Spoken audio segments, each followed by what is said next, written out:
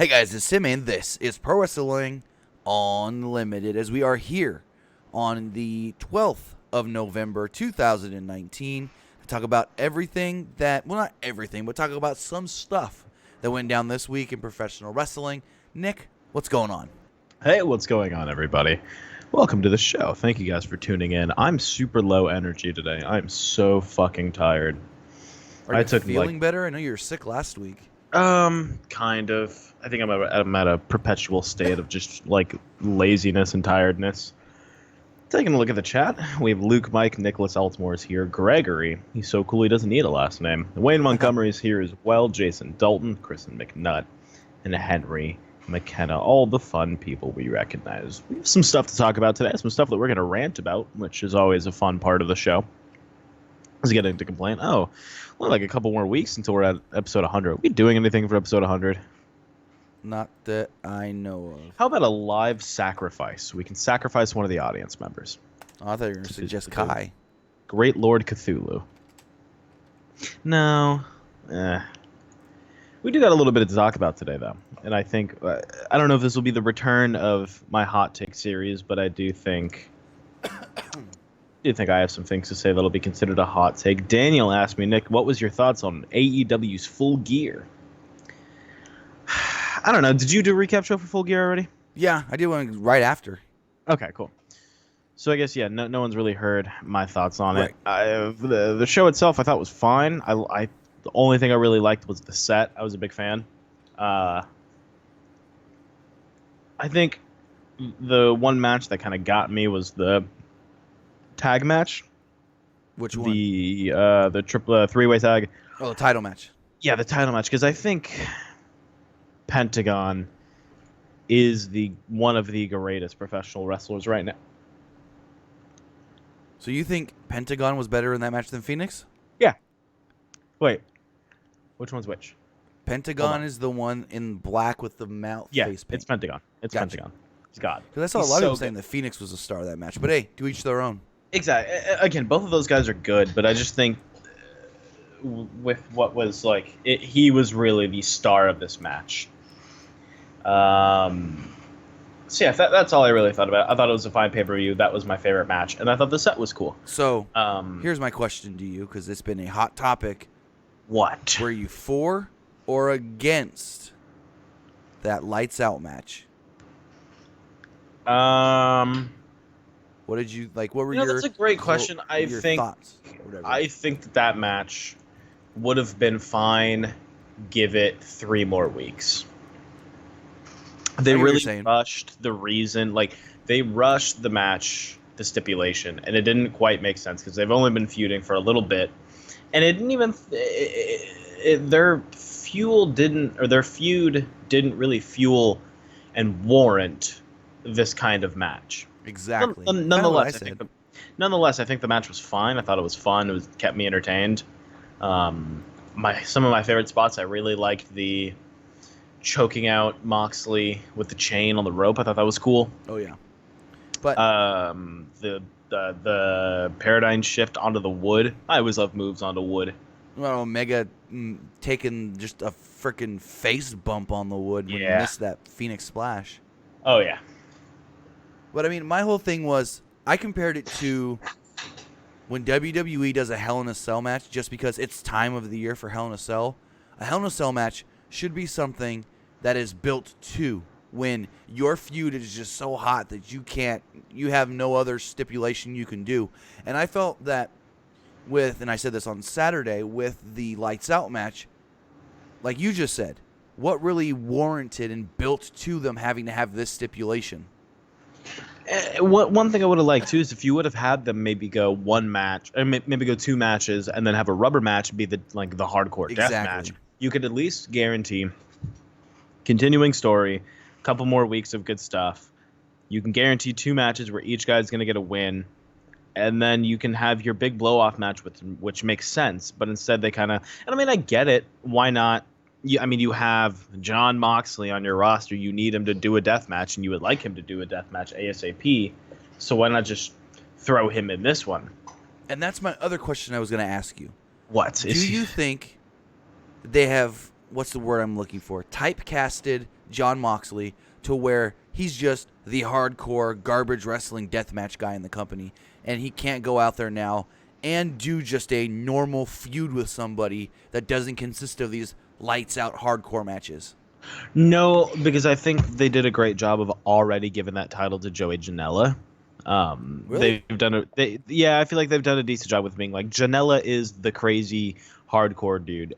Jon Moxley, they're giving us fan service by having Jon Moxley kind of be the crazy dude, but I think they're gonna really try to make him like just a guy on the roster. But they did the whole thing of, Tony Khan telling Moxley, "You're too unhinged. You're unsanctionable. We can't trust you to go out there and follow the rules." Well, yeah, and again, that was Moxley's whole shtick from before, right? Yeah. Yeah, so I mean, I'm sure they'll try to keep that as close as they can, but I can guarantee you they won't play it into the like all he does is deathmatch type shit. I hope not. I'm sure because like I don't know. Do you remember the shit he did with like Regal and FCW? Vaguely, but yeah, I know what you're talking about. Yeah, like that stuff was fantastic, and you can have him do that again with guys like I'd love to see him and Pac. I'd love to see guys like I don't know what's gonna be a fun a fun feud. Well, I mean, you would assume he's babyface, right? Not a heel. I guess, yeah. Give him a couple of wins and put him against Jericho. They had some good matches in WWE. Are you gonna put the belt on him though? You don't have to. He's a guy that can lose and it wouldn't hurt him. Who, Ambrose? Yeah. Or Moxley? Moxley, I guess so, but I feel like that's also what we said about him in WWE. And that's why people ended up not liking him as much, because he lost all the time and it didn't really hurt him. Well, I'm not saying he has to lose all the time. Like I say, put him on like a 4 or 5 match winning streak, and that next pay-per-view that they're going to do, which may be February, I'm hearing, possibly. They're going to announce the next, the first quarter pay-per-view here soon, because they got Double or Nothing coming back in May, and they need a pay-per-view before that. So I heard February, March could be when the next pay-per-view is. So maybe you put Moxley on a roll, give him a couple of wins, 4 or 5 wins or something, and then he goes, "Hey, I'm on a winning streak. Give me the champ." I mean, I guess, yeah, that could make sense. It's not like they have any other clear stories for who's going to be going up for the championship match. Exactly. The only other thing I can think of is maybe whoever comes out of this rubber match on Wednesday between Pac and Hangman becomes the number 1 contender, because they're both like second and third in the rankings, and Cody, who was number 1, can't go for the belt anymore. Yeah, no, I pictured either being Pac or Hangman, and I hope it's Hangman. You want? Is it too soon to do Hangman Jericho again for the belt? I don't know. I feel like the next time you have Hangman go for a belt, I'm sure he's going to have to win it. So maybe it will be Pac. That's what I was thinking. He can't lose twice. Again, I feel like both not Moxley. Both Pac and Hangman really won't benefit. Like, they would be significantly hurt from losing to Jericho. Yeah, for the belt. I agree. Where I feel like I don't want to put either of those guys for the belt unless one of them's going to win. Very true. But in keeping with talking about AEW related things, Elite Wrestling. This week on Being the Elite. Oh boy, fuck off. So they kicked the episode off with their whole shtick. There's this new shtick they've got. After television, a bunch of them get in the ring and they throw merch to the crowd. And Cody does his whole make them say thing. That's fucking stupid. And so they're like, oh, if anybody's like, Brandon Cutler was at ringside, and they're like, Brandon, you're wearing an AEW licensed shirt. Take it off and throw it to the crowd. And they're like, throw this to the crowd and throw this to the crowd. It's like, okay, cool. You got a way to make people want to come to the live shows, because if they're sitting the first 3 rows, they might get a free T-shirt. Mm-hmm. But after that, on this new episode of Being the Elite, we saw Matt and Nick Jackson in an airport. And I forget exactly what they said at first.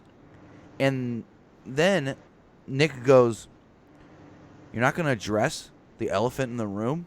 And Matt goes, I know, I'm not wearing the T-shirt. And Nick goes, "No, I'm talking about this hostage situation.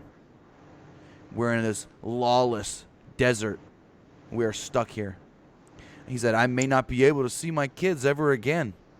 I don't know about you, but I'm scared to death." He said, "They're saying that this delay could be up to 1 hour or 24 hours. And then he would go on in a mechanical voice, like a robotic voice, and say, due to mechanical issues, this plane has been delayed. Please refrain from listening to all dirt sheets. They are the purveyor of misinformation and the vindictive liars. And then the two of them walk off like robots. And my whole thing with this is, if this WWE Saudi Arabia plane delay was a storyline, okay, make fun of it. Yeah, they make fun of WWE too much, whatever. But this was a real situation where most of the guys did not know what was really going on. Their families were legitimately worried and concerned. And they're over here making fun of a 100% real, concerning situation. Okay. I said this to you over DM when you sent it to me, and you're like, "What are your thoughts on this?" And I'll say exactly what I thought it was. I think it's just fucking stupid. Who gives a shit? Who gives a shit that A, they made fun of it, and why the fuck do they even bother to take the time to make fun of it? They made the joke 2 weeks after it was mostly relevant. Hate it. AEW really relies on WWE to make crucial mistakes so AEW can capitalize on them. But if WWE is successful and WWE is doing good, then AEW is not doing good. That's a fact. AEW needs the WWE to be successful. Without the WWE, I don't think AEW is as successful as it's appearing to be, because, like, the last couple of weeks, what I've been watching between AEW and WWE, be it main roster or NXT, what is AEW doing that's really all that shocking, besides a little bit more violent shit and a little bit more cussing? Who gives a shit? I mean, like, again, nothing that shocking. Again, they're not doing anything blowing me out of the water. But where they get us is in moments when we have to sit through shit like Lana, Rusev, and Lashley. Okay, we might get some cool stuff over on AEW, but AEW really survives off of WWE not doing good and having mistakes. And sure, they probably got over with some fans, and some fans were, oh, AEW fucking got them.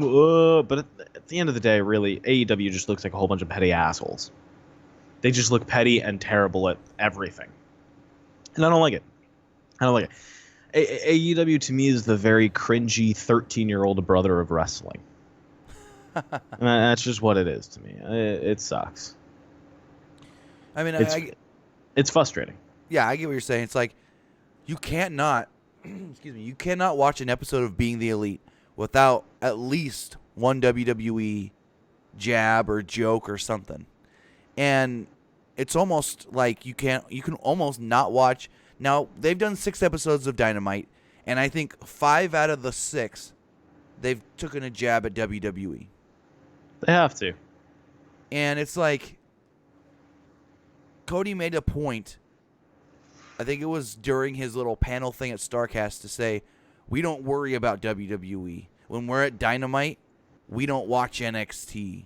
We don't talk about what they're doing over there. But then you go on your show and you make fun of them. Or at least you try to make fun of them.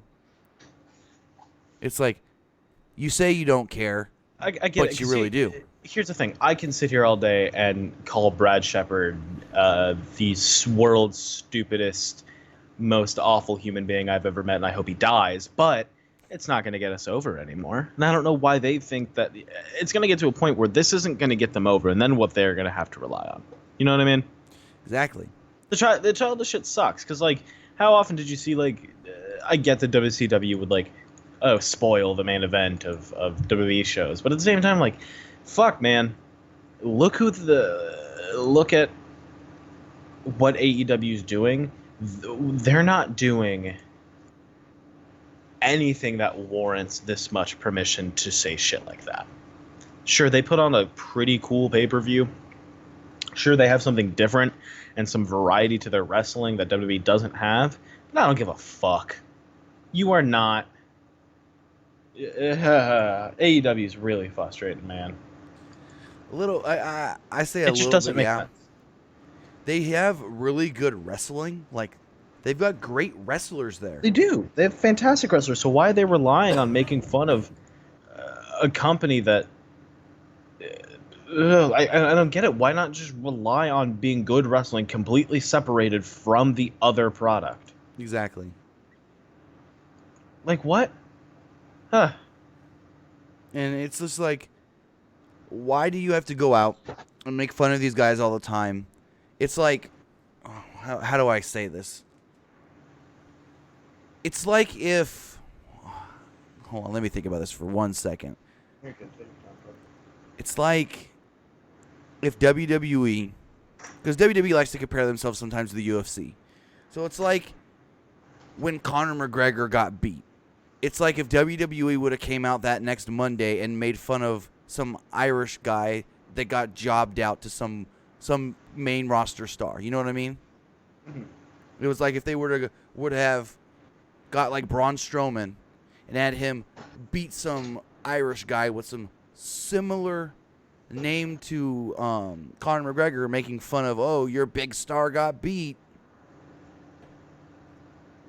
And they don't even go that far. Parody is common. I get that parody is a huge thing. Right. I don't mind a little bit of like tongue-in-cheek jab at WWE here and there. But when they're like as on the nose, when they're as often about it, it gets fucking annoying and it gets fucking stupid. To where it's like, this is just cringy. Like, why the fuck are you making these 2-week-old fucking Saudi Arabia jokes? Just focus on your fucking promotion.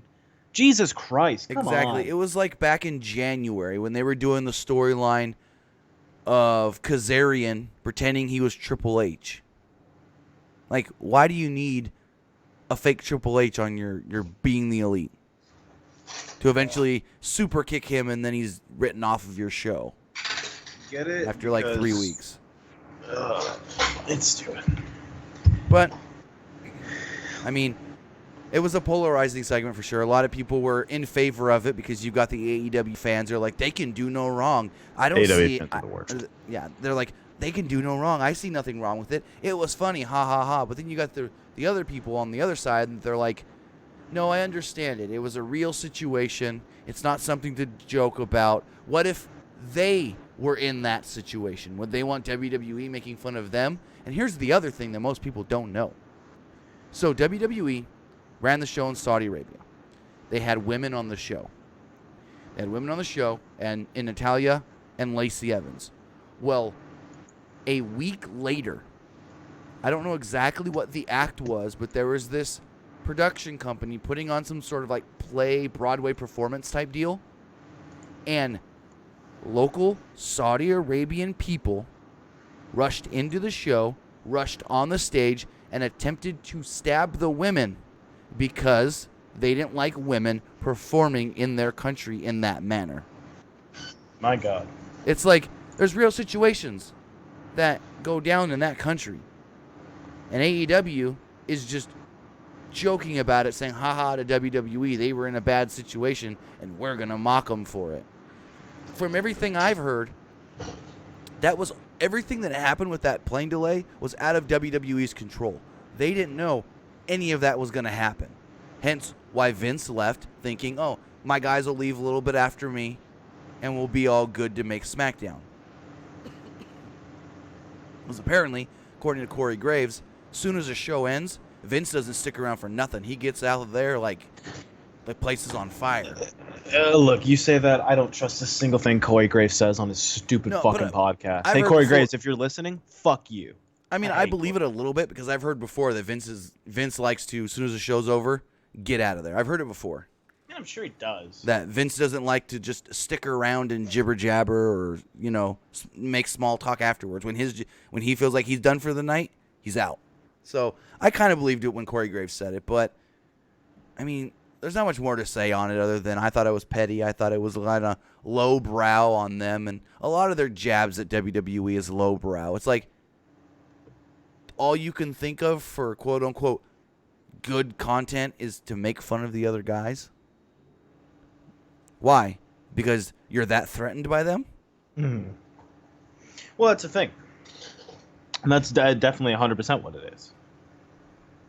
Again, if you were a small company, wouldn't you be fucking like? Wouldn't you be worried about the giant fucking company that's been running for 25 plus years? I mean, if I was a small company, yes, but would you consider them a small company with who's backing them? Yes. And the money they've got? Yes, I would consider them a small company compared to the WWE and Vince fucking McMahon. Well, yeah, I get They are that. a small pissant fucking company compared to the juggernaut that WWE has created. They are never going to be better than the WWE Oh, no, in any way. I would never say that. And that's just a fact. And that's why they have to make those jokes at them. It was like Jake Hager going on Twitter, I think it was over the weekend. Actually, let me pull the tweet up really fast. Rusev sent out a tweet and said, because someone was like, hey, Rusev, we don't like your segments on Raw. We don't like the stuff you're doing with Lana. And Rusev goes, nobody cares what you think. And Jake Hager says, because it was all about the whole him and Lana storyline. Jake Hager literally goes, leave her in that asshole company. Well, I can't argue because I think everything involving the Rusev, Lana, and Bobby Lashley storyline is the greatest thing in all of professional wrestling. Wait, did you say greatest? Yeah, we'll get to that in a little bit. We'll talk about why I do think it is the greatest thing happening in wrestling right now. Okay, then. I don't know. Jake Hager has no room to talk. Jake Hager is literally a garbage human being. Why do you say that? I don't know. He's just boring, uneventful. His lisp, I hate it. He's just nothing. I look at Jake Hager and I don't see any bit of like, oh man, I really need to watch this guy. Exactly. Like I don't know. I could go the rest of my life. Like if I went all of my 2010s without watching a Jack Swagger match, I think I would have came out a fine person. I mean, you're not wrong there. So, Kristen McNutt with a $2 super chat donation. She said, Tim, what do you think of Liv's new goth look? I don't know. I haven't seen it. I haven't either, but I couldn't care less. Thank you, Kristen, for the $2. Liv Morgan got a goth look. Is that the real life Stewie Griffin? Because the last I saw of not Kristen McNutt, but Liv Morgan, it was just a picture of her blonde, and I didn't know if it was a new photo or not, but let me look this up really fast. Liv Morgan.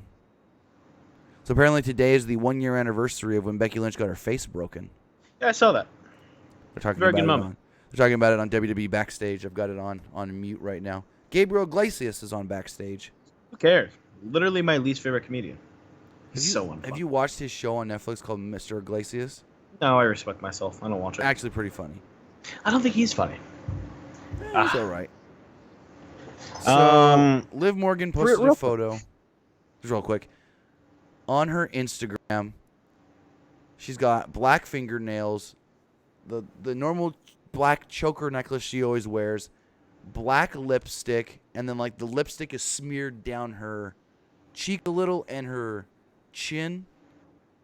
But I don't know if that's supposed to be like a new goth look or anything. I fuck with it. Let's talk about Rusev, Lana, and Lashley. Go for it. What do you got? I gave my 2 cents last night. I don't know. I'm convinced that this is actually the greatest storyline in all of professional wrestling.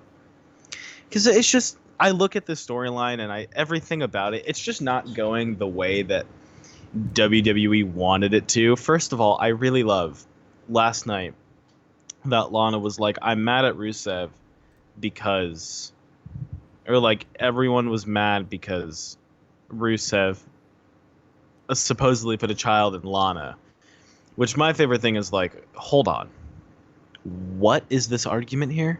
What the fuck is happening? How does this make any sense? Last night, Lana goes out there and she cuts a 7-minute just her for 7 minutes. Here's one thing. Let me cut you off really fast. Let me cut you off really fast. I want to know if you believe what I said last night.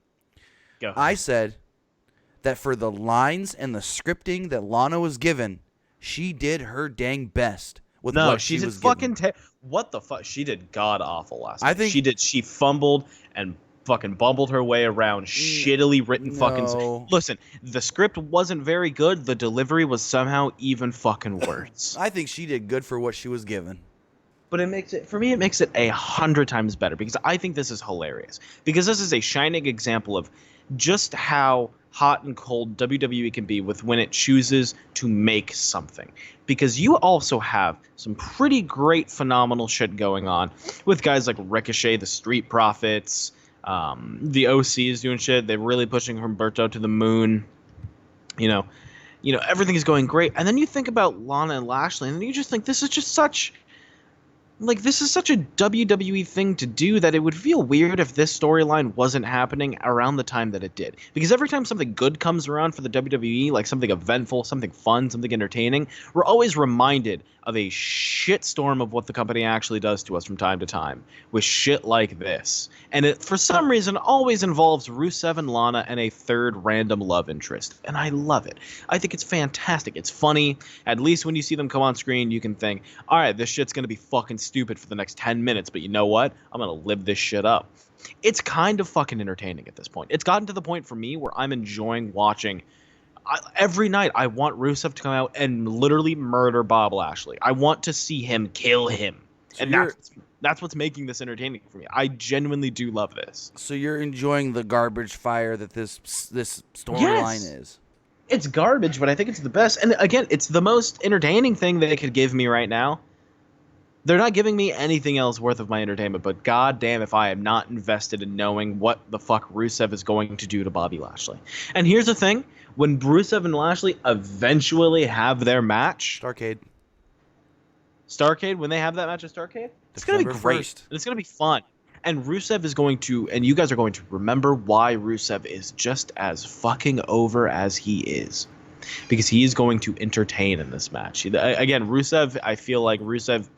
He's a good wrestler. He's fine. He's passable, but he's an entertainer. If anything, he loves to like entertain and act, and you can see that with this storyline. It's fantastic. It's so good. He also apparently wanted some sex with Lana in that tank at WrestleMania 31. He didn't. I mean, no wonder he lost to John Cena. He had Lana on the brain. And everyone's saying the segments are garbage. They're garbage. Trust me, they're terrible if you want to look at it like it's terrible. But if you have to watch a 3-hour episode of Raw, you can have a sigh of relief when you see Rusev on your screen and think, for the next 10 to 15 minutes, everything will be okay. I know exactly what's going to happen. I know what they're going to do. It's going to be terrible acting, but I'm going to laugh, and it's going to be kind of funny. Oh man! It's a car crash, but you don't want to look away. That's exactly what Jason said. You don't you are invested in this. You're telling me that we've been in this bitch for so long. Like I need to see how this feud ends, and I don't care if this feud goes another 6 months. I will watch another 6 months. I hope it doesn't go that long. I'm sure. Give it to Rumble. Give it to Royal Rumble. Yeah, literally, you could just have them eliminate them at Rumble or something shit like that. I don't care. I think this is fantastic. I think this is funny. I think it's fine. And when the feud eventually ends, we'll all think, all right, finally it's over. We got through that. And it was kind of funny towards the end. Because we'll look back on it and we'll think, Jesus Christ, do you remember when Rusev stormed into a restaurant backstage and then got arrested? Here's my thing. So good. Lana's point is Rusev cheated first, right? But who did he cheat with? Are we supposed to still think that there's something going on with him and Maria? Maria Kanellis? Remember when Maria came out that one week and goes, Mike, you're not the father. I lied when I said it was Ricochet. It was really this man. And out came Rusev, and they dropped that in like a week and a half. Oh, God. WWE, I don't know what they're doing. I don't know how they're doing it. But fuck me, do I love the Here's the one positive. If it wasn't for this storyline, Rusev and Lana would still be sitting at home waiting for the Predators to start playing. Is this the worst storyline of the year? Oh, when was Lashley's for sisters? Sure. When was Lashley's sisters? Last year? Last year, yes. When was Bailey This Is Your Life? Last year? That was 2017. 2018 was a shit show for wrestling, for especially stories in WWE. Funny thing is, you're comparing this storyline to Lashley's sisters, Bailey, this is your life. That is exactly the same thing Brian Alvarez tried to compare it to as far as how bad it was. Pretty funny that everybody is going back to the same things as these were the worst things WWE's done in recent history. Look, it sucks, but like, I don't know. Why not? Like, why not just watch it? Why not just be entertained by it? There's not much you can do now. You know what also sucks? I don't know. What? You tell me. This WWE backstage show, not the show itself, but Samoa Joe's on it, and he's still got that brace on his wrist. Samoa Joe, I don't care what anybody says. Samoa Joe, I think Samoa Joe is to wrestling what pepper is to scrambled eggs. Like scrambled eggs, scrambled eggs and cheese are really, really good. Then you add pepper, and it's just like, oh fuck, there's so much more to this now. I've never heard that analogy before. Like, I don't know, I'm high as shit. I just made that up. Cool. Do you not put pepper on your fucking cheesy scrambled eggs? Well, what I do, no, that's fine. You just lived a terrible life. That's fine. No, that's fine. It's fine. We can move on. You've lived a terrible life. That's fine. Let me tell you what I do. Go ahead. If I'm making cheesy scrambled eggs, what I do is I scramble the eggs, and then I mix the salt and pepper in before I cook the eggs. Yeah, that's fair. Everyone I know does that. I'm a fucking pepper fiend. I throw that shit on top of everything. I'm a monster. No, Samoa Joe, he had posted like a week and a half ago. He's like, it was like his big old setup in his house. Oh, yeah. Big TV. He's like, when you've got the new Call of Duty, but your wrist ain't ready or something like that. Yeah, it was like when you got the battle station ready, but your wrist ain't ready. Yeah. Thank you, Chris McNutt, for another $2. Alicia's storyline is better than the Lana storyline. Dude, me getting a colonoscopy is better than the Lana storyline. Come on. I don't know too much about the Alicia Edwards storyline. I've kind of caught things here and there as I don't watch Impact every week. So I can't really comment on that. I know the whole thing. It's like, was his name Ace Austin or whatever? It's like trying to get at Eddie Edwards' wife, and Eddie Edwards gets jealous here and there. And I don't know the full thing, so I can't really comment on that because I don't keep up with Impact every week. But talking about Impact, it was something I actually wanted to get your thoughts on. They announced that Tessa Blanchard will officially be challenging in January for the Impact World Championship. Now, my question to you... Why did they say officially? I feel like she has before. Well, she hasn't challenged for the world title. She's challenged for the X Division title. And it's the main event of their Hard to Kill pay-per-view in January. Sami Callihan versus Tessa Blanchard with the title on the line. Here's my question. Do you think, after all this buildup of her being the top person in the company, not just the top female, and her now challenging Sami Callihan for the belt, and having gone through this long feud with Sami Callihan, do you basically think that she has to win now? Like she has to win the belt in January? No. No? No. I don't think she has to. I think a lot of people will sour on them if she doesn't. They'll be like, why build her up as this just great, amazing star that can take on the guys, that can take on all the women, and da-da-da, and not put the title on her? People are going to sour on Impact saying, why make us think all this just to beat her in the end? Okay, again, to me, what you're describing right now is why would you push someone to be the best and then have them not be the best? Right, basically. They do that with Braun Strowman. People still love that motherfucker. No. Yeah, okay, you're telling me they don't push him to be a literal fucking monster ripping apart car doors and throwing literal human beings? I wouldn't consider that making him the best. They don't, and especially, they don't consider making him the best, the way they consider. I'm saying, especially the way they've been pushing Tessa, though, as far as, like, this woman that can go out there and beat these men and be on the level of the top men in the company. That's the thing that I'm saying. It's like you're pushing this, like, nothing against women, but, like, Tessa Blanchard is a woman that can beat the men. So if you have her go out there in the biggest match that she's done in the company so far and just get beat, my whole thing is, what was this big build of her being better than all the men as a woman? What was that really for? You know what I'm saying? I mean, why does it have to be... Okay, and I don't mean to sound like, why does it have to be only about a woman beating a man? But why can't it just be a wrestler and a wrestler in a feud for a title? I've thought the same thing, But they've built it up as, she's not just the best female wrestler, but she's the best. Because what I've seen, like I said, I don't watch Impact every week, but it's like she's not just the best in the female division. Yeah, she may not be the women's champion, but but she's not concerned with winning the women's title anymore. She wants to go for the men's titles that the women have not been able to go after before, and she wants to prove that as a woman, she can do what the men can do. That's what I've taken away from this storyline in Impact. That as a woman, it's almost like she's better than the women's division. She left that in the dust, and now she wants to prove that a woman can do what the men can do. You know what I mean? I could see her going over, but I don't think that it's one of those she needs to get over now or she's never going to get over. No. I didn't say it like that. If that's how it came off the way I said it, then I said it wrong. But my whole thing is, do you think the way they've pushed her and this story, they kind of would miss the boat in doing so? And if they were to finally put the title on her 6 months later, a year after, it's kind of like too far gone from there? It's like, oh, we saw her lose. Who's going to care if she wins it eventually down the road? Because once she loses, they can't push her as this woman that can do everything the men can do anymore because she's already lost to the world champion. So she can't do everything the men can do, if you get what I'm saying. Yeah, but I guess. Like the whole story of her winning, the whole story of her winning the title, if she doesn't win it, it's dropped and you really can't go back to it. In my opinion.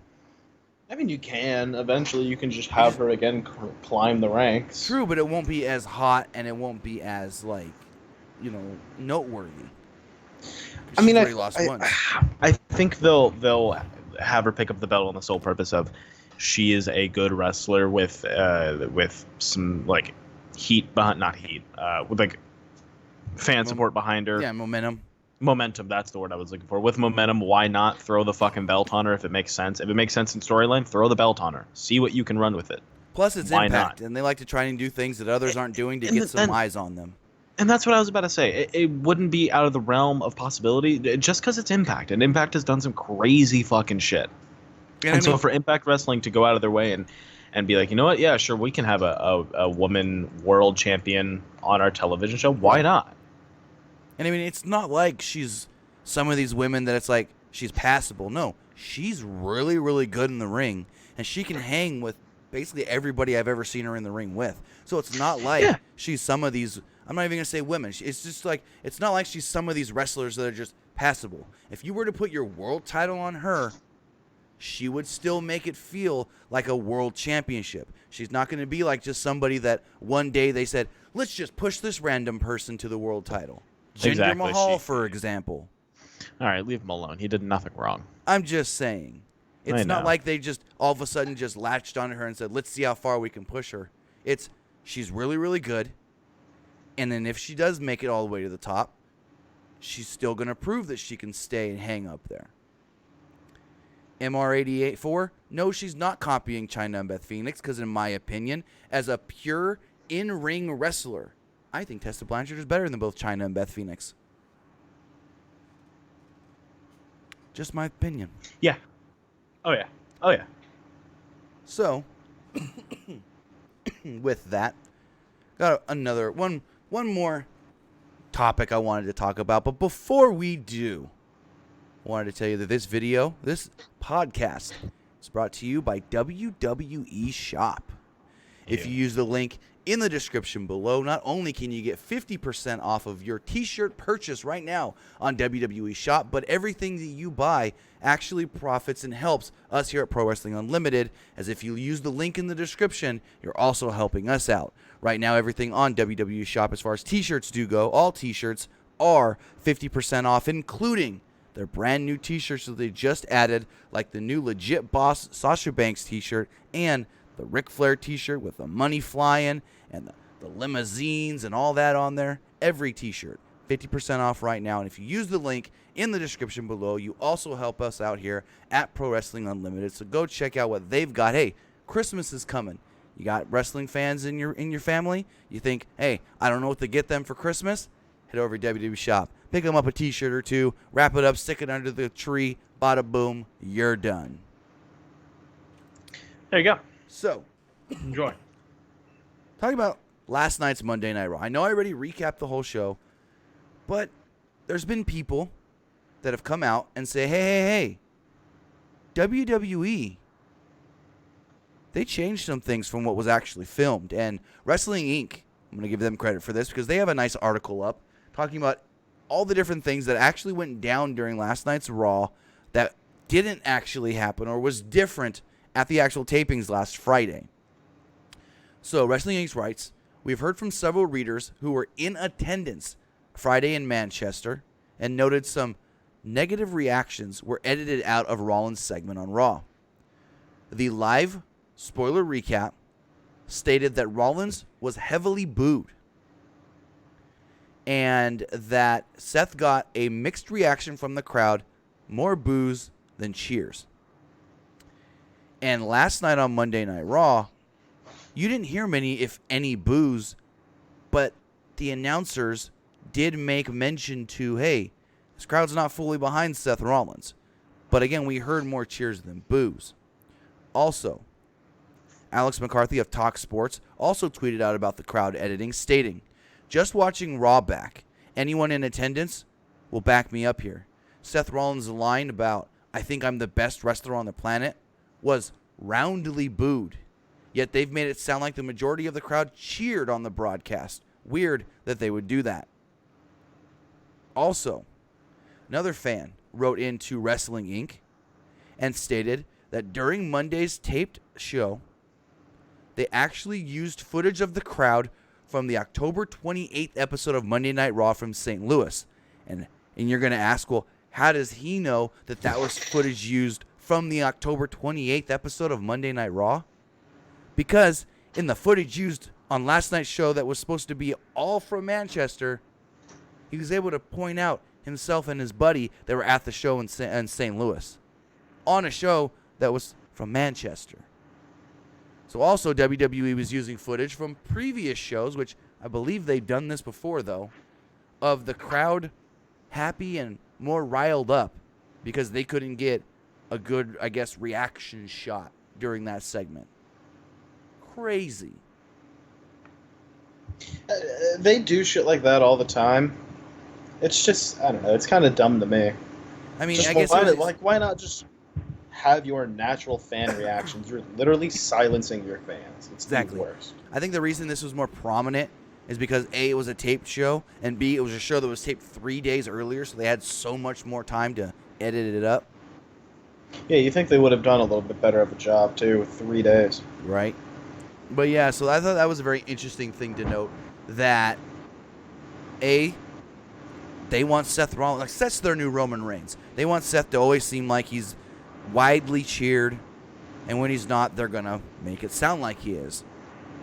And again, like I said, it's easier to do it on a taped show than it is on a live show, and we'll see next week on Monday Night Raw. I think next week's Raw, they go to, I don't know exactly where they go, somewhere back in the States. I think it's Boston they're going next week. Do they still do What? tribute to the troops? They are doing Tribute to the Troops coming up here soon. Okay. Yeah. They're doing Tribute to the Troops, I want to say November they're filming it, and then it should air in December, like normal. I don't know exactly where, though.